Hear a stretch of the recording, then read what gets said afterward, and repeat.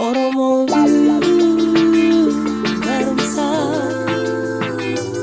Oromo View, Oromo View, Akkam jirtu daawwattoota Oromo View. Har'a keessummaa magaalaa keenya kana boqonnaadhaaf dhufee arganne waliin mariidhaaf teenyee jirra. Keessummaan keenya kun siyaasa biyya keenyaa fi akkasumas siyaasa gaanfa Afrikaa keessatti yeroo gabaabaa keessatti nama beekamtii guddaa argateedha. Yeroo maqaan isaa dhahamu firriif alagaan akkatti hubatuu qaba. Egaa namni kun eenyu akka ta'e maqaa isaa osoo isiniif hin dhayin beektaniitu jedhee tan abdadha. Ogeessa siyaasaa fi aktivistii Jawar Mohammed akkasumas abbaa Oromooti. Har'a bakka dhaloota isaarraa kaasnee waan keessa darbee fi haala siyaasa biyya keenyaa bal'inaan waliin mari'anna. Daawwattoota keenya egaa nu waliin turtanii akka obsaan dhaggeeffattan kanumaan isin affeera. Egaa Jawar gara qophii keenya gara OV'tti baga nagaan dhufte. Sinilleen baga nagaan na eegdanii cabbii tana baaftanii yeroo esoon dhufe gaarii akkanaan arguu cabbii jalaan baaneef cabbiidhaan na eegdanii garuu baga walagarre. Galatoomii. Obbo Jawar anis baay'een gammadaarra isin arguu kootii fi nu kabajanii as dhufuu keessaniif baay'ee isin galateeffanna. Baroota murtaa'e keessatti haala uummata keenya akka jijjiiramuu fi gumaacha hedduu gootee kunis ija godhatee bu'aasaas argaa jirra. Baay'ee sitti boonnaa, baay'ee si jaallannaa. As jiraachuu keetiif dhugaa baay'een gammada. Amma yeroo baay'ee miidiyaa irratti waan hedduu gaafatamteetta. Nu immoo xinnoo akka addaa goona jennee jalqaba waa'ee keerraa jalqabna. Gaaffiin kun ni jalqaba Jawar eessatti dhalatee ijoollummaan isaa maal fakkaata ture kan jedhu. Ergan dhaqee waan inni hubadhee jira. Duraan dhumuu gatte waan inni dhadheefaa jechuun naannoo tilaadhe sanitti hin beekan ture. Amma hoggaan hubadhee hati hoggaa da'uuf deemtu gara warra isiitti deemte naannoo Diimaa jedhamu naannoo magaalaa Jinnii jedhamutti hin dhaladhe. Kana dhaloonni kiyyaa achitti hin dhaladhe anaa guyyaa 15 gara gadii gara gololchaatti na buusanii achirratti hin guddadhe. So dhaloonni kiyya naannoo Arsii bahaa gara daangaa irratti fi Harargee lixaa daangaa irratti kan inni guddadhe. Garuu magaalaan lafti itti of baradhe lafti inni itti baradhes beekus magaalaan itti guddadhes Dummuugaa yeroo hunda Dummuugaan himadha. Haa taatu haatti amma hoggaan galuu Jinniitti akkan dhaladhetti manaatti yaafata tunni jechuudha. Maqaadhuma magaalaa Jinnii jedhamu jira jechuudha? Magaalaa Hojjaa Duree jedhamti. Magaalaa Dafinooti. Haa taatu garuu maqaan isii Kadur jedhan osoo gabayaan achi hin dhaabatiin Jinnii jedhamti. Egaa anis akkuma kana baay'ee si galateeffadha.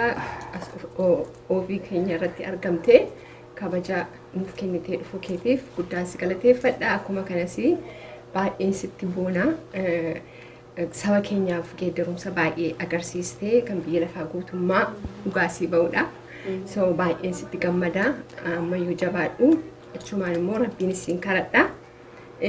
Gaaffiin si qabu bara ijoollummaa kee keessatti gaafa elementarii mee jenna iskoola keessa gaafa turte waan gochaa turte jira waan addaa maalti gochaa turte ijoollummaa keetti mana barumsaa keessatti akkam ture akkuma kana akka namni si dhaggeeffatee waan tokko jijjiiruu dandeesse kun ijoollummaa irraan sitti dhufeetu amma barumsaa keessa jirtu. Tingan ijoollummaa irraa rakkumarran ture. Gaafa mana barnootaa tures ijoollee gurmeessuu uummata kakaasuu naannoon keenya naannoo lola sana waan tureef keessattuu yeroo elementarii turre ijoollee gurmeessuudhaan buna mootummaa tokko ture buna mootummaa san gurree kuntaala 10 kan gurru taate 9 mootummaa galchinee 10 ofii fudhannee mana barnootaa sanitti kitaaba ittiin bituu wantoota mana barnootaatti barbaachisan guutuu irratti ittiin deemaa turre. Iddin hoggaan mana barnootaa eegalu kutaa 6 qabna turre. Dhibbuma nuti goone hanga kutaa 8 geessisuu dandeenye. Booda sochiin naannoon sunis naannoo siyaasaa waan tureef bilchaataa hoggaa deemu kutaan nu bansiifne sun illee cufame anis mana barnootaa sana irraa ari'ame. Haggan ani beekutti ijoollummaa irraas kaasee barnootatti cimaan ture. Aga akka amma kana osoo hin dulloomin barnoota cimaan ture yeroo sanii. Barnoota cimaadha garuu sochii hawaasaatti amma biyya alaa kanatti magaalaan Oromoon jirtu ani hin dhaqin hin jiru. Yeroo ijoollee ta'e amma hoggan dhaquun achiin hoggaa Harargee irraa kaanee deemnuu yaadadhe. Naannoo keenya san gara ganda qabalee 20tu jira. Gandi ani miilaan hin dhaqin hin jiru yeroo san. Ganda hunda miilaan dhaqeetiin gurmeessan ture nan kakaasan ture. Gurbaa diimaa barataa sannaan jedhan yeroo sanii. Ganda keessan deeman ture. Walgahii hoggaan nu yaamne namni baay'ee gala amma gadda hoggaan achi dhaqu qe'ee keenya hoggaan dhaqu waan ijoollummaa sanii yaadadhe. Uummata yaamnaa uummanni ganda gandaan sangaa tokko tokko nuu kenna ture mana barnootaa akka fooyyessinuuf. Kanaaf ijoollummaan kiyya haala saniin ture. Ergan guddadhe sanumaan xiqqoo gal'isee addunyaa irratti ittiin deeme malee waan addunyaa irratti hojjedhe kana irra caalaa ijoollummaatti qe'ee keenyatti ni gale. Ganda keessan akkuma kanaan dura argitetti moo geeddarameera? Geeddaramsi jira, karaan ni jira. Gaafa nan ijoollee mana barnoota 3 qofa ture aanaa san guutuu jechuun naannoo dhummuugaa sanirra amma manneen barnoota baay'ee jira. Gaafa nan guddadhu laga hedduu jira amma layin hin jiru layin gogee jira. Namni baay'atee jira. Gaafa ani achi deemu eerpoortiin keenya jal'aa baharreef gaangee ture. Amma konkolaataan ni seena. Otobisiin nan rifadhe otobisii kan argu. So jijjiirama baay'ee jira. Garuu uummanni immoo akkuma duritti murannoo qaba, onnee qaba, sabboonummaan isaa achuma. Wanni jijjiirame baay'een jira. Wanni jijjiiraman immoo haaluma sanii jechuudha. Baay'ee gaarii Jawar gaa baga nagaan gara Minisootaa mana kee lammaffaatti dhuftee siin jenna. Amma garuma magaalaa jalqabatti dhalatte waa'ee magaalaa keenyatti himte malee maatii keessa Jawar mucaa meeqaffaati obbo laafaa qaba amma namni alatti Jawar gaafa jedhamu dhageenya miti. Jawar nama abbaa qabu haadha qabu obbo laafaa qabudha. Mee ati mucaa meeqaffaadha nutti himi? Eentu lakkaa'ette. Abbaan kiyya sooruu malee hin lakkoofne. Haadha kiyyaaf I think nama 5ffaadha. Nama 7 deesse. Nama 5ffaadha garuu haawwan hedduu qabna. Akkasumas obboleeyyan haawwan hedduun qaba. Gaafa naasii galu amma eerpoortii nama baay'ee dhufe. Yaadadhu ijoollee keenya biratti waan hin guddatiniif nama tokko lama malee baay'ee isaanii yaadadhu. Hundi isaanii dhufanii obboleettii kiyyaa boodarra natti kolfoo gammaa ijoollee wajji deemne atillee obboleettii kiyyaa jaan nama hedduudha. I think warra dhufe keessa hedduu isaanii hin beeku obboleeyyan kiyya ta'uu isaanii kanaaf nama baay'ee gara jidduu irratti ni argama. Baay'ee gaarii mee amma daawwattoonni keenya Jawar kuni ijoollummaa irraa kaasee amma isa bakka amma ga'e kana waan keessa darbee qabamtee akka isa argan barbaanna. Mana barumsaa keessa yeroo ture ijoollee yeroo sanas nan ijaaraa ture. Waan adda addaa keessa qooda fudhataa turte. Yeroo gara biyya deemte sanatti illee waanan argaan ture ilaalaan ture oduu OMN irratti darbu walaloo fa'aa akka ati barreessaa turte yeroo sana walaloo tokko akka saampileetti isa dhiyeessan tokko ijoollee durbaa hin heerumsiisinaa akka mana barumsaa fa'aa deeman waan jedhu tokko barreessee nuu kenneedha. Yeroo dhuma sana mirga dubartootaa falmaa turte jechuudha. Amma immoo obbolaa baay'ees waan qabduuf innis impaaktii qabaachuu danda'a. Mee mana barumsaarraa immoo na ari'anii jette yeroo amma nutti himte. Maaliif bara sana ari'amte mee? Irraa haasoftuun barbaada. Tinka dubartoota irraa hoggaa kaane ijoollummaa irraa kaasee haati teenyas akka walleen keenyas waan mataa keessa nu kaa'an ture. Dubartii hin mil'atinaa jedhan jechuun fakkeenyaaf dubartii ergachuun hamtuu dubbachuun obboleettii teessisaa taatu ollaas haa taatu wanni kun mataa keenya keessa ture. Tokko sani lammaffaa mana barnoota hoggaan seenu na yaadadha gara ijoollee 70 turre daree tokko keessa. Waggaan dhumuu deemu walakkaan hir'ataniiru dubartoonni walumaa qixa turre waggaa eegallu. Waggaa kora kutaa 6-7 geenyu gara ijoollee 6-7tti gad deebi'an beektaa. Keenya garuu akkuma hir'inni drop outiin dhiirris drop out nama godha baadiyyaa waan ta'eef garuu kan dubartoota baay'ee guddaa ture. Ijoollee baay'ee nurra ciccimoo ta'an baay'ee bilchina qaban cinaan heerumuudhaan cinaan butiidhaan cinaan sababa adda addaatiin bu'aa turan sun baay'ee na addeessa ture ijoollummaa irraa yeroo sanarraa. Kanarraa kan dubartoota kan ka'e achumarraa eegaleetiin wanni mana keessaa sin jirti. Mana keessatti baay'ee wal lolan ijoolleen mana keessatti mana keessatti baay'ee cunqurfameen guddadhan cunqursaa dubartootatti jira. Sirna abbaa irree. Ijoolleen dubartoota narra gurguddoo namni nan tumin hin jiru. Hundi isaanii amma hoggaan argu dhiigana tan feeta. Anillee afaan hin callisu contradiction ture mana keessatti nan cunqurfama alatti immoo cunqursaa isaaniitti fanfalma. Ka dubartoota kana ture gaaffii lammataa maal ture? Gaaffii lammaffaa mana barumsaa irraa nan ari'ameetti. Waan hin ari'ameef moo? Ana biyyatti hin gala mangistiin wal lolchiifta. Wanta gaafa sana si barsiisaa turan yeroo deebite argiteetta? Carraa argachuu argeera mana barnootaa agartee sochii guddaa kaafne naannoo sanitti. Naannoon sun sochii naannoo abaa'u ture naannoo nadiin fa'aan galaasaan fa'aan namni baay'een itti ture qabsaawwan gurguddaan keessaa bayan waan turaniif nu hundi ilmaan abaa'u akka taane beeku abbootiin keenya abaa'u turan. Kanaaf gadoon hin jirti jechuun nuuf ofitti hojjeddu. Achirraa boodarra nullee cimaa waggaa deemnu xiqqoo dhiibuu isaan eegalle booda barsiisaa keenya tokko kan nu gurmeessu falatan. Saniin mormii guddaa kaafne. Achirraa akkuma jiruun kutaa 8 cufanii anas ijoollee wajjin barannus inuma cufan kutaa 8 completely cufanii deemsanii ijoolleen baay'ee gara Harargeetti deemanii baratanii an gara Sallaattiin dhufe walii galatti gaa haala saniin naannoo sanirraa ari'amee baay'ee jechuudha. Cunqursaa dubartootaa mana keessaa baay'ee si gargaara jechuun waan sin ajjeesni si jabeessaa jedhamti. Kanaafuu isaantu mana keessatti isaan akkasii cunqursuu isaanii isin immoo baay'ee si jabeessee alatti si baasee. Erga jettan hin fudhanna. Sana booddee akkamittiin gara biyya alaa dhuftee kaayyoon kee gaafa sana maal ture yeroo biyya baatee? Nagadatuudha kaa.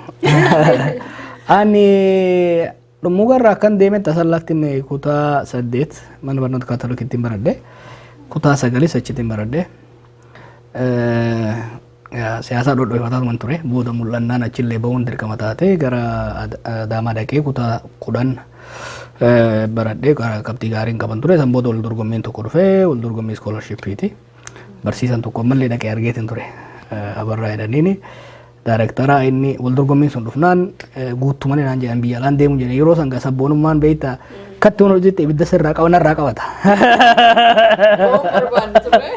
Asumatti hin du'a malee hin bo'uun jedhan ture garuu giddumaan harkuma isaatiin guutee ergee ji'a tokkuma lama booda deebiin dhufee mana barnoota 300 wal dorgomsanii san keessa ijoollee 25 fuudhanii 25 kana Finfinneetti yaamanii interview godhanii interview hoggaan yaaman ammallee ni deebi'u harkuma isaatiin mallaqa sanatti kennee naqabee makiinarra na yaabbachiisee erge haala saniin scholarship argadheen gara Singapore deeme Singaporettis rabshaa ittuman fuufe afaan Oromootiin baradhe achittis afaan Oromootiin baradhe barnoota biraatti dabalatee waggaa lama Singaporetti. Afaan Oromootiin barumsiin kennama ture jechuudha jechuudha.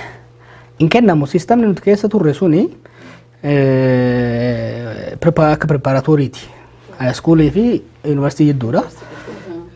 Afaan tokko master godhuu qabda. Afaan tokkoon dandeettii olaanaa argamsiisuu danda'uu qabda. Nu amma afaan Ingiliffaa afaan lammataa keenya waan ta'eef cimsuu hin dandeenyu ture. Kanaaf afaan dhalootaas cimsuu qabna jechuudha.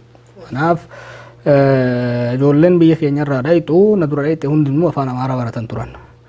Ana moggaan dhaquu kun seenjee gaafsan sabboonumaan xiitti. Nan didee jechuudha. Jennaan barsiisichi afaan Oromoo kun biyya keessanitti barsiifama jennaan anu kanaan baradhee dhufeen jeen akka yuunivarsiitti kennaman jedhanii waggaa safa yuunivarsiitiin Finfinnee fi Jimma fakkaatu waa eegalanii jiran. Kun 2003 akka Awurooppaatti 95 jechuu akka Itoophiyaatti jennaan egaa akkas taate rakkoon jiru kitaaba si arganii jedhee yuunivarsiitti xalayaa naa barreessee xalayaa waggaa barreessuu warri yuunivarsiitii nu afaan akkanaan dhageenye jedhanii afaan akkanaa tribal language barreeffamuun eegalle waan akkasii deebisanii fi morkan seene nan dhiisa malee barnoota kana nan gala malee qeettiin gala malee hin baradhu afaan biraatiin jedheeni achi kitaaba dhuunfaa kitaaba warra Saffaa Dibaabaa fa'aa ka namoo daandii fa'aa barreessan hunda fichisiifadhee wal literature akkasitiin achi baradhe jechuu koors barnoota biraatiin dabalatatti achitti kan hin baradhe afaan Oromooti. Barnootaaf osoo hin ta'in morkaaf jechuudha. Gara USA tarkiis as dhuftee jechuudha. Biyya kana barachaa turte. Gaafa mana barumsaa dhaqaa turte mana barumsaa sanatti maal gochaa turte akka Jawaaritti akka Oromoo tokkootti achi keessa immoo gaafa turte immoo akkamitti warra biyyaa wajjin wal quunnamaa turte. Anaaf Singaappoor dildila Oromiyaa fi Ameerikaa jidduu turte. Singaappoor taa'ee Oromiyaa gamasitti nan laala, Ameerikaa gamasitti nan laala. Yeroon sun yoo yaadattan 2003-2005 yeroo qabsoon Oromoo rakkoo guddaa keessa turteedha. Hamma tokko wachaatiin dhufe. Yeroon biyya kana dhufu Oromoon Ameerikaa hin jirti malee nama tokkollee personaaliin beekuun ture nama tokko. Anaaf Stanford hoggaan dhufe, University hoggaan dhufe, emailii yeroo san email distribution jira. Emailiin namni Oromoo California jirtan jedhee barreessinaan Boomootinii fi Darajee Daadhii tokko na qunnamanii isaan wajjin ol barannee ji'a lama keessatti waa'ee waldaa dargaggoota Oromoo walitti hidhuu irratti hojii eegalle. Miilli sun Ameerikaas Minisootaas na fide, Torontoos bakka adda addaa deemnee asitti waa'ee aktivitii daasporaa achirraa hin eegale. Ijoollee biyyaa wajjin walii qunnamna turre. Maaliif dursallee keessattuu Harargee Arsii Shawaa Bahaa jaaruu irratti baay'ee hirmaachaan ture yeroo Adaamaa turetti. Kanaaf neetworkii cimaan qaban ture. Akka irraa kanatti gaa feesbuukiin cimaan turre haa taatu xalayaadhaan walii barreessuudhaan Singaappoor yeroo ture nan yaadadha. Torbaanitti birrii 50 nu kennan turan $50 hokkeemmanii. $40 bilbiluu dhumti. So neetworkii baay'een itti fufe. Connection yeroo san qabu baay'een itti fufe. Eegan as dhufeefis gaa intarneetiin babal'achaa waggaa eegalummoo daran bal'achaa turre. Stanforditti yeroo kiyya parsantii 30 barnoota irratti 70. Waan qabsoo sana. Waan qabsoota irratti barreessa irra caalaa jechuudha. Amma atu kaastee waa'ee waldaa dargaggoo Oromoo idil addunyaa akka gaartiin yaadadha. Bara 2005 keessatti fakkaata yeroo jalqaba gara Minisootaatti dhuftee. Achi booddee immoo qabsoo nagaan gaggeessu isas yeroo jalqabaaf yeroo barumsa illee asitti kennaa turte. Amma dubatti deebitee yeroo yaaddu keessattuu waldaa dargaggoo idil addunyaan suni ijoollee baay'ee yeroo jalqabaati biyyoota adda addaa keessatti Minisootaatti akka dhufanii wal argan carraa bane. Sana dura waldaa dargaggoo Minisootaatti ture kan hundi keenya keessa turre. Inni sun garuu bal'isee ijoolleen Oromoo addunyaa irraa dhufte konferansii guddaatu ta'e nan yaadadha. Qabsoo sana booddee keessa dabartee sanaaf waldaan sun maal dhiisee darbee jettame bu'aan inni buuse kan biraa immoo akkamitti yaada qabsoo karaa nagaan gaggeessu akkamitti gara sanatti deemte sababni isaa qabsoon Oromoo qawweedhumaan kan jedhu ture kan hundi keenya keessatti guddanne jechuudha. Yeroo jalqabaaf egaa sirraan dhageena yaadadha kilaasiyyuu kennaa turte kilaasii sanayyuu ma tokkotti hindi godheera. Mee isa nu yaadachiisi. Waa'een waldaa dargaggoo bu'uura biraa qaba. Bu'uura lamarraa ka'a. Tokkoffaa akkuma siin jedhe guman elementarii jiru barattoota gurmeessuu irratti sochoosuu irratti mormii gochuu irratti. Abaaboo keessa waan hin tureef qubee afaan Oromoo maal waraan abaaboo jalatti hin baradhe. San booda mana barnootaa xiqqoo advaansiin ture jechuudha ijoollee duran ture. Already wanga tokko advaansii hin godhe. Kanaaf ijoollee gurmeessuu irratti bilchiin siyaasaas xiqqoo wayyaa ture. Maaliif ijoollee daballoota jala waan hin tureef. Ijoollummarraa eegale kun immoo booda gara haayiskuulii hoggaan dhufus amma asallee agar tokko dhokadheetin ture. Adaamatti garuu baay'een ijoollee gurmeessaa ture. Baay'een gurmeessaa ture. Tokko isaanii. Waan dargaggeessa gurmeessu barbaachisummaan isaa irra caalatti Adaamaa fi Asallaatti kan naaf ifa ta'e. Yeroo Singaappoor deemu immoo daayimeenshinii biraati. Kunis sadarkaa addunyaatti keessattuu dargaggoota aadaa adda addaa qaban walitti fidanii qabsoo irratti waa'ee nageenya irratti akkamitti akka hojjetamu dargaggoota biyya Sri Lankaa fakkeenyaaf kan warra Taamiliif Sinaaliis walitti fidaan ture.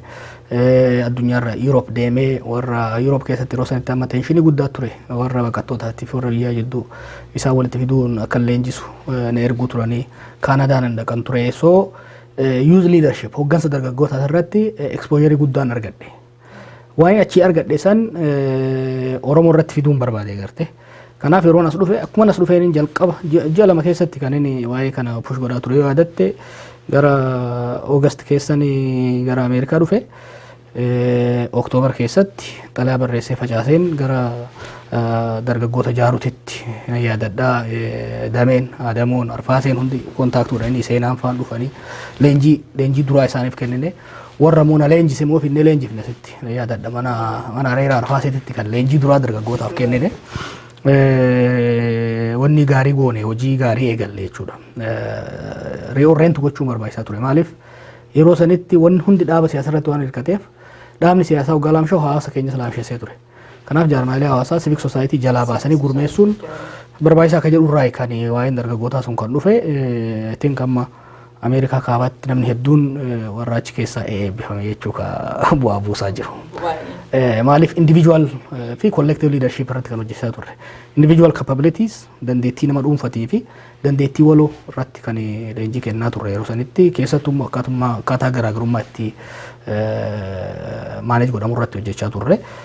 Waa'een qabsoo nagaa Stanford osoo hin jiruun kilaasii warra seenaa gurraachota biyya kanaa African Americans history hoggaan fudhadhu waa'ee qabsoo isaanii bara 1960mootaa hoggaan qoradhu waa'een qabsoo nagaa kana arge jechuudha. San booda xiqqoo na harkise yeroo sana nama qawwee itti dhoosii nukular akkamitti argannaa malee taan hin beeku. Garuu duras qabsoon akkasiin gufuu seente nan hubadha. Mala adda addaa yaada waan hin tureef waa'ee qabsoo nagaa qorachuutti seene. Yeroon kun overlap godha waan wayiitiin maaliif 2005 2006 2007 baay'ee waa'ee dargaggoota irratti baay'ee hojjechuu turre. 2007 rakkoon abaa'oo keessatti hoggaa dhufu hamileen uree ture jechuudha. Anilleen yoo yaadattan waa hunda dhiisee Oxford dhaqeen ture waa'ee siyaasaa Itoophiyaa kana jaarraa 14 irraa kaasee barachaan ture qorachaan ture yeroo gaafileen hedduun tarsiimoo irratti ilaalcha irratti gaafileen hedduun mataa kee keessatti uumaman turan. Yeroo akka haaraatti uumaa ture jechuudha. Kanaaf barsiisaa Claymore Carson jedhamu jira ka seenaa Martin Luther King barreessu King Institute jedhamu jira Stanforditti achitti regular barachuun eegale achumatti hin gale jechuudha. Osoo laaluun wanni tun hojjechuun ooltuutti inni ka'ee jechuudha. San booda gara biyya Hindiitti ergame biyya Hindiitti dhaqee hojii gaandii fa'aa bakka inni itti jiraate garee fudhadhee deemee garee ijoollee hedduu fudhadhee deemee achittillee qorannaa godhee hoggaan yuunivarsiitii fixu immoo gara Washington DC deeme International Center on Non-Violent Resistance kan jedhamu jira kan waan kanarra specialize godhu kan Gene Sharp faan itti hirmaatan kan hayyoonni qabsoo nagaa irratti addunyaa irratti beekaman hundi amma kan hojjetan researchii cutting edge research kan hojjetan achitti akka interneetitti fi akka research assistantittiin seene achitti gaa seenaa qabsoo kanaa qofa osoo hin tahin teknoolojii haaraa xiinxala siyaasaa waa'ee qabsoo nagaa akkatti akka deemamutti hanga ciqileetti itti seene jechuudha. Yoo yaadatte achi hoggaan bahee kitaaba raabsuun seene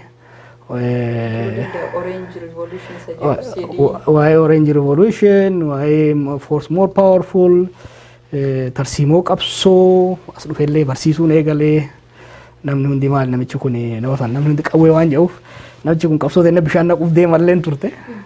Akkasiin qabsoo nagaa keessa seene baay'een qoradhe almost 2009 hanga 2012tti waa barreessuu cinatti wanni baay'een baradhe fi qoradhe kana yeroo Arab Spring immoo sochii warra Arabaa dhufu ijoollee san isa tokko leenjisuu irratti xiinxala kennuu irratti baay'een hirmaadhe waa baay'een irraa baradhe jechuudha. Warra Eastern Europe irraas warra Color Revolution hojjete irraas waa baay'een baradhe haala saniin abbaa qawweetirraa gara abbaa nagaatti deebine. Kun ogaa baay'ee successful ta'eera yaadni kee bara sana. Isa argaa jirra. Isa baay'ee malee anoo amma karaa akkas waa'ee kee dhaga'u amazing baay'ee namatti tola dhugaa. This is amazing. So akkamittiin immoo gara social mediaatti dhufte egaa social meediaan qabsoo Oromoof waa qaba jettee akkamittiin amante? Ani addunyaa irratti warra dura Facebook seene probably 5,000 hanga 10,000 keessaa warra duraati.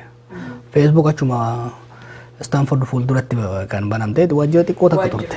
Wajjira isaanii xiqqoo takka turte. Akka itti eegaltellee ijoollee kolleejii walitti hidhuudhaaf.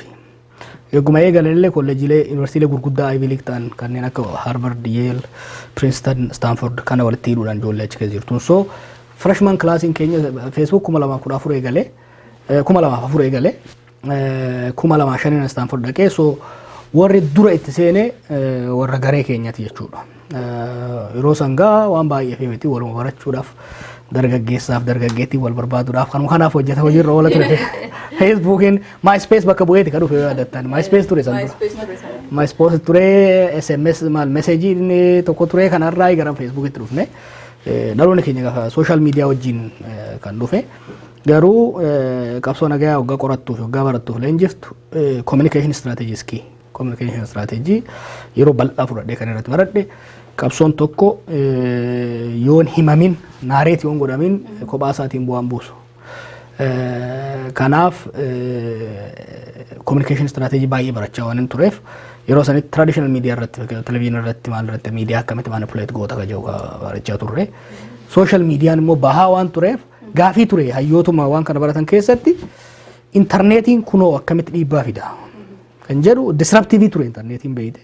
Qabsoo keenya irratti internetiin miidhaa guddaas fide booda nu fayyade malee dura abaawoo hamma tokko kan diige internetidha jechuun dandeenya beeyta yoo yaadattani email networkiin suni paaltookiin kuni dismantle nu godhet Facebookiin immoo deebisee nu jaare. Kanaaf yeroo sanitti hayyoonni addunyaa dhimma qabsoo irratti dalagan dhimma miidiyaa irratti communication irratti hojjetan society hawaasa kana garamitti transform godha ka jedhu baay'ee gaafii guddaa ture. Ani immoo akka Oromoo tokkotti akka qorataa dargaggeessa tokkootis maali ka jedhu baay'ee qorachaan ture jechuudha. Kanaaf oduma Facebookii yoo gahin websaayitiilee ijoolleen teenya qixxeessoo faan hojjetan irratti mana bunaa maal irratti baay'ee barreessina turre. Paaltookii gaafan dura eegalu nama 15 faatu keessa ta'a ture. Paaltookii irratti illee nugusan ture amma tokko. Hojii guddaa hojjeteera. Baay'ee hojjetee. Walitti fidus diiguurrattis. Irra caalaa diiguurratti hojjete. Dura walitti nu fide. Dura nama addaan faca'e waan baay'ee haasa'aa turre booda addaan nu facaase. Diinnis giddu galaa akkuma si fakkaatee giddu galaa. Diinnis giddu galaa namnis walii fataa wal dorgomiin aangoo bololli kun hundi dhufee haalli immoo siyaasallee rakkoo qabaachaa ture yoo sanitti. Sanirraa paaltookii dhiyeessineet websaayitii banannee mana bunaa ka jiru qixxeessoo faan bananii achirratti atakaaroo osoo goonu Facebookiin dhufnaan gara Facebookitti baqannee jechuudha. Osoo kana cinaatti gaamma engagement social media osoo jiru ani immoo barachaan ture akkamitti fayyadamna ka jiru irratti baay'een qorachaa ture. San booda gaa keessattuu 2012 booda harkuma maradnee itti seenne bifa saniin gara bu'aa buusuutti deemne social media I think addunyaa irratti hawaasni social media bu'aa guddaadhaaf itti fayyadama keessa tokko hawaasa Oromooti yoo jennee waan hedduu ol kaafne itti fakkaatu. Siyaasa tokko iyyuu jijjiiruudhaaf humna qaba. Guddaa qaba. Guddaa qaba. Baay'ee dhugaadha. Social meediyaan qabsoo keenyaaf hojii guddaa hojjete. Keessattuu asaasteesseetu sagalee taataniif isa biyyaa. Qabsoon Oromoo waggaa 5 dura miti kan jalqabe miti. Bubbuleera baay'ee. Qabsoon fincila ijoolleenis goggodhaa turte akkuma ati beektu bubbulee jira. Garuu waan social meediyaan fi miidiyaan kan biraa waan hin jirreef erga darbe booddee dhaga'ama ture. Inni tokko asitti fincila inni kaan hin dhaga'u. Wal qunnamtiitu hin turre social meediyaan garuu akkuma ati jette sagalee ta'ee fi hunda walitti fidee bu'aa guddaa buusee jechuudha. Gara keetti hin deebi'a. Jawar akka nama dhiyeenyaanis si beeku akka Oromoonis si beekutti carraa argattee tokkotti fayyadamuu beekta. Rakkoo hawaasa keenya keessa rakkoo qabsoo keenyas yoo xiinxallee riskii sodaatama. Kun yoo akkas ta'e osoo akkas ta'e jedhamuutu wanti baay'ee deemeeyyuu amma diggaatti ga'e jechuudha. Yerootti you use that moment. Taayimii gaafa argattu riskii fudhattee carraa sanatti fayyadamta. Yerootti bu'aa argamu jira. Yerootti balaattis deemamu nima jira. Sun tokkoffaa akkamitti dandeettiin sun isarraa dhufe lammata immoo bu'aan sana gochuun maal akka ta'e uummanni isaa akka sirraa baratu barbaanna. Faranjii waan jettu jira. Don't let any crisis go to waste. Crisisiin rakkoon gaaga'amni hundi akkuma miidhaa qabu yoo itti beekte immoo faayidaa qaba. Doongorri yeroo baay'ee hojjetamu fakkeenya burcuqqoon kun asirraa bu'ee caphee jira miti. Caphuu isaa sun rifattee calliftee laaltamoo caccabaa isaan irraa waa fuutee shunkurtii ittiin ciratta. Capheera kasaaraadha. Kasaaraa san deebitee homaa gochuu hin dandeessu. Garuu caccabaa san irraa waa tolchuu dandeessa. Faayidaa tokko sii gochuu danda'a jechuudha. So crisis is another meaning of the opportunity. Tokko kana lammaffaan kun osoo faranjii fi afaan faranjiin baratiin dura waan ture nama keenya keessa. Amma naannoo keenyatti akaakayyuu kiyyaafaan natti hima. Warri abaabaa kun dhufeetti nama barate fidaa jedhaniin jedhan. Nama barate fidaa. Bulchaa biyyaa bulchuu jennaan hin barbaannu nama barate jedhan. Gabareen waa ta'u jedhan bulchaan. Lakkii nama hin barbaannu nama barate hin ta'u. Maali jennaan namni barate sodaattudha jedhan. Maaliifi jennaan loojikii qaba baalaansii godhee ilaala. Fakkeenyaaf laga darba jedhamu jira nu bira beektaa. Laga darba kana gama waan calaqqisu wayii keessatti nama barate tokkoo fi gabaree tokkoo fiddee deemaa fudhaa yoo jetteeni namni barate kun taa'e dhugumaan sun warqii dhamoo warqii miti jedhee bishaan kun hammam dhiphaadha na nyaatamoo na nyaadhama. Osoo jedhee inni yaadu gabareen ati yoo itti agarsiifte in seena 50 ka isa kan namicha baratee kuni possibility meeqa osoo laalu probability inni achi dhaquudha gaba jalaa gadi xiqqaata. Agartee ani namicha baratiin kuni warqii jetteeni itti seena yookiin nyaata 50 qaba jechuudha. Ijoollummaan waan san dhagaye. Kanaaf yoggaan rakkoon tokko uumame teessee rakkoo sanii alanshaa oolurra itti seenuu danda'uu qabda. Yookiin ta'a yookiin ta'u. Carraatti fayyadamu. Carraan sun yoo dhufe carraan tokkoffaa carraan ofiin hin dhufu. Wanni dhufu taatoodha. Feenomenaatu dhufa. Situationiitu uumama. Amma jidduu kana yoo agartee warri keenya kan ollaa ka'ee jirami namni keenya rifata. Ani jabaaseen eessan qaawwu jirtee fayyadamuu barbaada jechuudha. Siigalee maaliif waggaa gaaga'amni tokko dhufe gaagama san keessa homaa carraan inuma jira jechuudha. Bakka kan yoo bu'e yoo fudhatte fakkeenyaaf. Bakka kan yoo bu'e gara tokkoon nama ajjeesuu danda'a. Tokko bade. Gara kaaniin waa ibsaa waa arguu dandeessa jechuudha. Kanaaf yeroo bakka kan dhufe illee dheessitee dhokachuu osoo hin ta'in ifaa inni uumu saniin waan lafa buute lafaa barbaadachuu danda'u dhaqa. Kanaaf filosoofiin ittiin deemu kabiraa uumamaanis barnootaatis waa'ee siyaasa kana hedduumarraa gaexaanaan irra buufanne malee. Kanaaf wanni isaan hin qaba. Hamma tokko hubannaa isaa waan hin qabuuf wanni tokko hoggaa dhufu yeroo hunda taa'eetiin mana kiyya biiroo kiyya keessa hin qabu waayit boordiin qabu hoggaa wanni tokko dhufe maaliif ta'e wanni kun maaltu uume sababa meeqa sababni hawaasummaa diinagdee siyaasaa waan kana dhalche maalinni akkasumas immoo bu'aa siyaasaa diinagdee maal uumuu danda'a yoo maal ta'e maal uumama ka jedhu kan hin barnoota illee waan guddifadhe waan hin qabuufin itti utaalee itti seena kabiraa immoo uumamumaan ani gootummaa sodaas hin qabu waan man ol deemee natti fakkaata gootummaa illee hin qabu nama sodaa illee hin qabu just waan waddam ta'e tokko hin qabu onnee kiyya keessa kanaaf waggaa waan tokko uumame dhaqee waan san fuudhu akkuma qonnaan bulaa san waan san fuudhu isaa malee ka bishaan ala qimsuun baay'een laalu. Baay'ee bareeda. Ammas garama sooshaal miidiyaattis deebisaa yaadatta yoo ta'e Aljazeeraa irratti intarviyu gootee turte waa'ee Oromoo First irratti innis biyya raasee ture akka beennu achirratti Oromoo sana jechuun kee jijjiiramaa fideera jettee yaadda yoo jijjiirama fide immoo maal sitti fakkaata? Agartee yeroon sun turning point ture siyaasaa biyyattii fidees waan ani sababu waan ta'e malee dubbii bilchaataa dhufe ture yeroo qabsoon Oromoo itti dhukkaa'e baqaqiinsa 2001 qabsoo Oromoon dadhabsiise ka 2008 daaraa ishii godhe yeroo abdiin itti laaffate ture laafina Oromoo kan ammoo warri kun Oromoo nama booda caccabtee jirti gaafii isaan gaafatan kennuu qofa osoo hin ta'in waan isaan hagammaa argatan irraa fudhuu dandeenya. Oromiyaa isaanii kennuu dhiisii Oromummaa iyyuu irraa fudhachuu dandeenya sadarkaa ittiin jaamu keessa ture jechuudha. Kan ammoo andisiitti hirmaadhee haala isaanii sirriitti argeetiin deebi'e. Yeroo maanummaan qophaa'aa ture nan yaadadha Niiwoork irraa Aljazeeraan naaf fe'ee Niiwoork irraa hoggan deemu sirbaa caaluutiin dhaggeeffachaa dhaqe. Sirboonni baay'ee murteessaadha beektaa. Sirboonni baay'ee barreeda tokko kan taaddalan sirbe gadaan keenya kan jedhu. impact guddaa narra kaa'ee ture. Kun 2012 kana bayna fakkaata kataadala.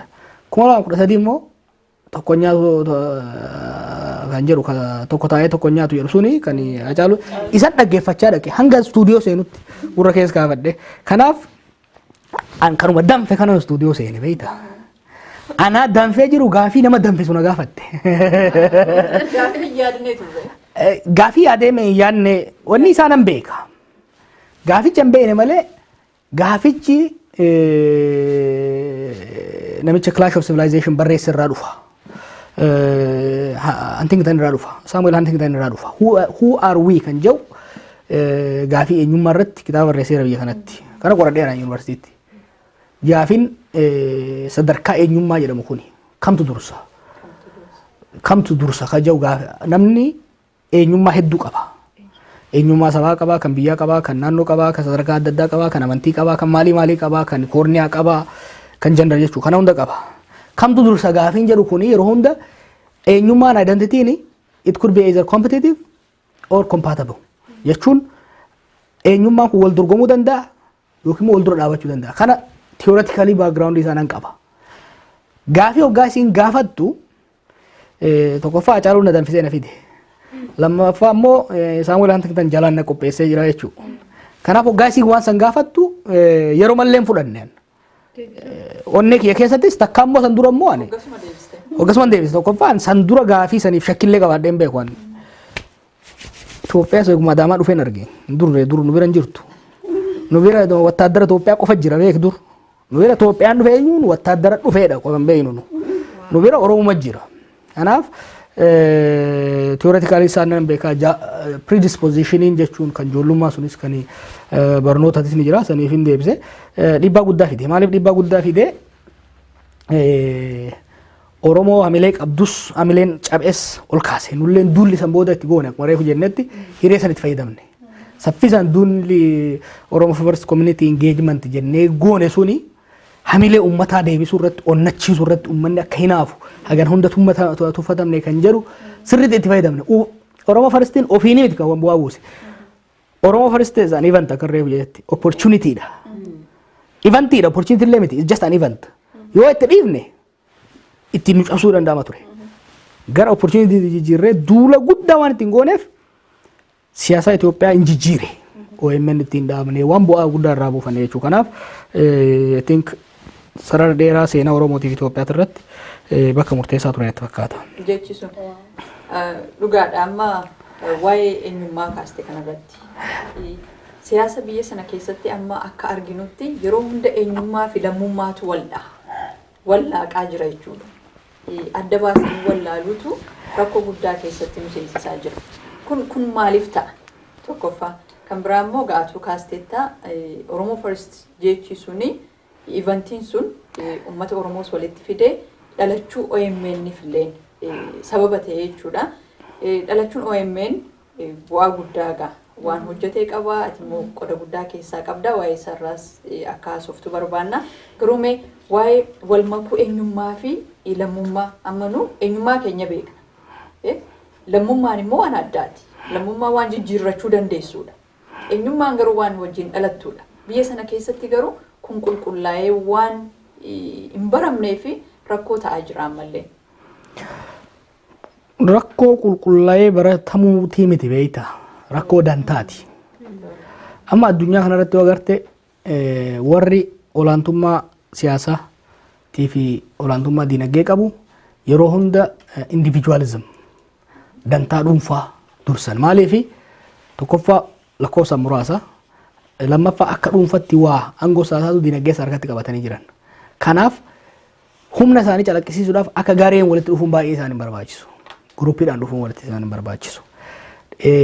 Uummanni cunqurfame immoo mata matatti humna xiqqaa qaba paawarlasiidha. Yoo walitti dhufe garuu gurmuu ta'aa jechuudha. Dureessa guddaan tokko faabrikaa guddaa tokko yoo qabaate mataa isaatiin faabrikaa isaa waan qabuuf humna guddaa qaba. Hojjettoonni achi keessa jiran garuu akka hojjetate mataa isaaniitiin humna guddaa hin qaban. Hojjettoonni sun dhufanii yuuniyeenii yoo ijaaranii jechuun waldaa tokko yoo ijaaran humna namichi san ittiin chaalenjii godhuu fi waan barbaadan irraa argachuu horatu jechuudha. Kuni gaafii tureedha uummata addunyaa keessattuu eega siyaasaan baranee eegale industrial revolution booda addunyaa kana wanni dhuunfate. Fakkeenyaaf bara komunizimii kaapitaalizimii wanni jedhamu kun waan biraati miti beeki. Warri cunqurfamee fi warri hojjetaa gareedhaan mirga isaa eeggachuu barbaada. Warri aangoorra jiruu fi warri diinagdee qabu immoo garee tana cabsee siyaasaan dhuunfadha. Maal godha beektaa? Miliyooneerrii fi hojjetaan isaa hojjetu walqixa akka falmatan barbaada dureessi. Maaliif inni nama tokko haa ta'u obbo Gootamsaanii fi obbo Abdiisaan qabeenya qabaatee obbo Abdiisaan hojjetaa yoo ta'e yoo laaltu namoota tokko garuu kun kiisha isaa keessa humna guddaa qaba. Miizaana kanatu irra kaasaa jechuudha. Kana waan beekuuf obbo Gootamsaan kophaan walii haa baanuu jedha. Obbo Abdiisaan garuu lakkii obbo Tamaamis obbo Qaasimis obbo Toleeraas dabalachuun qabaa jedha. Wal dorgomuu ka danda'u kanaaf. Kuni waanuma addunyaa keessa jiru. Gara siyaasaan sabaatis kana keessaa hin baatu. Yoo laalte gareeleen sabni isaanii aadaan diinagdeen olaantummaa qabu siyaasaa eenyummaa tarkaanfachiisuu barbaadu. Siyaasaa dhuunfaa tarkaanfachiisuu barbaadu. Yoo barbaadan beeki amma eenyummaa jedhama malee dur maal jedhama siyaasaa gitaa kilaas kan jiru garaagarummaa sabaa osoo hin taane kan gitaati jechuu barbaadan. Amma immoo garagalanii lakkii rakkoo sabaa osoo hin taane kan jiru rakkoo dhuunfaati jechuu barbaadan. Siyaasaa keessa waanuma jiru kun jechuu haalli amma isaan ittiin deeman kun. Kana aga tokko atakaaroo uumu. Atakaaroo immoo kan uumu maali? Abbichaan humna qabu humna saniin fayyadamu humna olaantummaa advaanteejii qabu san fayyadamuu barbaada. Abbichaan humna xiqqaa qabu immoo humna horachuu barbaada. Obboleessa isaa, fira isaa, aantuu isaa ofitti qabachuudhaan jechuudha. Kanaaf siyaasan waliigalaa kan gareetii fi kan uumaa jiru necessarily waan biyya keenya keessa dimokiraasii waan hin jirreef atakaaroon kun gara walitti bu'insatti gala wal caccabsuutti deema malee rakkoon qaba. Amma yoo ilaalte biyya keenya keessatti yoo fudhatte waggoota 27 dura warri wayyaanee gubbarra ta'anii yeroo tokko gita yeroo tokko dhuunfaa jechaa turan. Amma immoo isaan wajjin walqixa federaalistii ta'anii jiran jechuudha.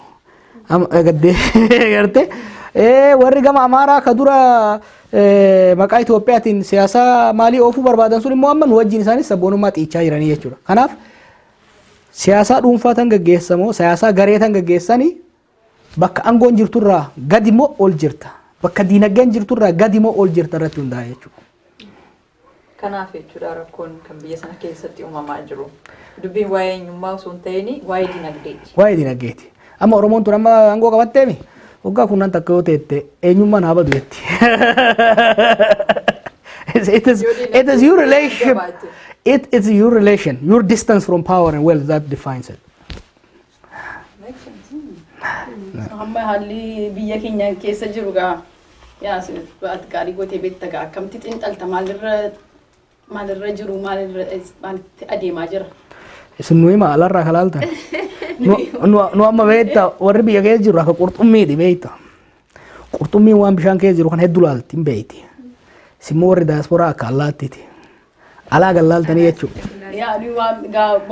Waan baay'ee hundumtu kan ofiisaatii makara karaan sun sana jedha sun kana jedha miidiyaa irratti immoo isa kamtu sirriidha isa kamtu sobaa waliisaa namni beeku namni konfiuuzhinii keessa jiraata waan baay'ee rakkisaadha. Confusion. Ni argitanitti san caalaa beekanii.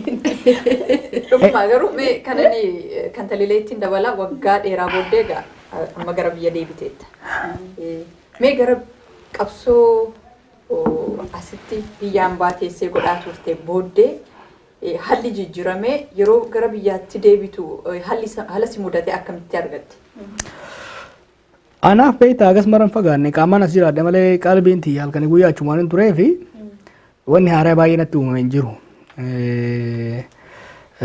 Garuu akkuma dhaqeetti hojiitti hin seene hojii baay'ee yeroon as ture caalaadha biizii kan hin ture.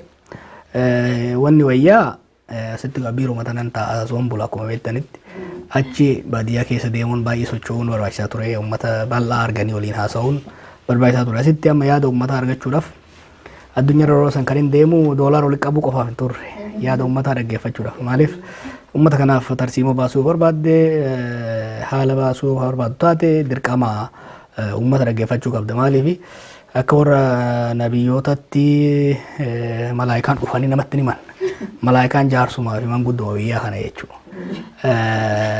Diyaaspooraan gandarra deemee waggaa qophii yommuu qophaa'u yeroo hunda qophii lama qopheessa. Qophii galgala qophiin borumtaa yoo ta'e san dura walitti qabee koree waan akkasii jaarsoon dubbisaa sammuu sun amma waan baay'ee inni godha ture fiidbaakii gaarii kenna ture amma immoo bal'aadhaan uummata keessa deemuun danda'amee jira haala gaarii ture. Umrii kee guutuu mootummaan falmaa turtee immoo amma waggaa dhayituu hariiroo ati mootummaa wajjin qabdu maalillee konfiyuuzhinii uuma. Walitti sesseeyitaa garuu immoo gadoof godaannis ni jira jechuudha. Hariiroon mootummaa wajjin qabnus akkasuma waa jijjirti. Waliigalatti haala wal keessa mammakaa ture amma danda'ametti hedduun carraaqe hedduun tattaafadhe keessattuu jootu duraarratti yeroo hunda keessan irratti yeroo sirni abbaa irree daakame sirni wayyaan dhufee haalli hin tasgabbaa'initti yeroo humni qeerroo kunis akkuma danfetti ture irratti san xiqqoo tasgabbeessanii ijoollee taayitaarra jiran kana aga taayitaa isaan cimsatanii uummata jalaa tasgabbeessuu irratti baay'een carraaqaa ture. Haalli ammaa kan taliileen gaafatte haalli amma Itoophiyaa keessa jiru haala si'aayina qabuudha. Haala namuu real politics has started. Waggoota duraa baranoo jedhama beektaa naannoo kiyyaa sanitti namni dura yoo ol fuudhu waggaa duraa san baranoo jedhama. Waliin lolu jaarsaa jaartillee waliin fikirii hundi isaa. Baranoo wal lollaani baranoo waliin loltu. Rakkoon yoo jiraate rakkoollee namatti mul'attu. Hiyyummaallee namatti mul'atu. Maaliif geega'oon kan dhufeen jira kaaloo dhayanii fi dhufe ka gumaataan dhufe waan jiruuf namni ol fuudhu waggaa duraa ji'a jahan duraa san bultiin akka malee ho'itu rakkoolee namatti hin dhagahamtu jechuudha. Kanaaf uummanni biyya keenyaatis roorroo waggaa 27 jalaa bahee waggoota duraa san rakkoolee jiran hunda guutumatti irraanfatee mirqaanaan gammachuudhaan madamarii keessa ture akka gaariitti. Amma baranoon sun amma xiqqoo dabartee jirti jechuudha amma dhugaan amma asii fuudhee eegaltee jirti jechuudha.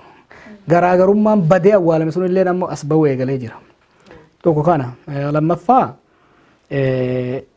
uummanni bilisummaa waan gonfatee jiruuf bilisummaan akkamitti akka jiraachuu qabu barachaa jira. Daangaan bilisummaa tun hagam dhiibamti. Dur abbaa irreetis sii murteessa. Akkaataa isin wal cinaatti teettanillee distaansii kan isinii murteessu abbaa irree ture jechuudha. Amma abbaan irree waan hin jirreefi daangaan abbaan irree naa ka'eetuun sirri moo mee achi dhiibullee hin jirti walitti bu'iinsa agartuu illee kanarraa dhufaa jechuudha. Stretch godha. There is no horizontal organization authoritarian system keessatti. Amma uummanni illee bilisummaan buluu bilisummaan waliin buluu fi bilisummaan mootummaa wajjin buluu. Horizontaalii dalgatti akka uummataatti bilisummaan waliin buluu barachaa jira. Irraa gadeetti immoo mootummaa wajjin akkamitti bullaa irratti barataa jira uummanni. Mootummaan waggaa dheeraaf sirna abbaa irree keessa ture eeguma uumamtee uwwisanitti. Uummanni yoo daabboo naa kennaa jedheen yoo qabaate irraa kutee darbaa fi yoo hin qabaanne dhagaa itti gad darbaa jechuudha mootummaan. Kanaan jiraata. Amma hin jiru sun. Kanaaf uummata bilisoome ka ofii wal qoccolu ka gubbatti ammuma naa kennu jedhu kana bulchuu barachaa jira jechuudha.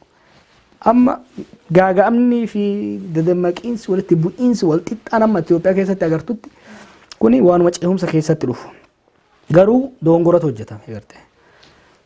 Yeroo baranoo san, yeroo waratii san, yeroo dura madammarii san wantoonni tokko wanni kun akka dhufamu wayiwaachaan ture doon asiin deemin mirqaanni kuni booda kishifii dhufa cabsii isa barbaachisa jechaatiin ture beeyte.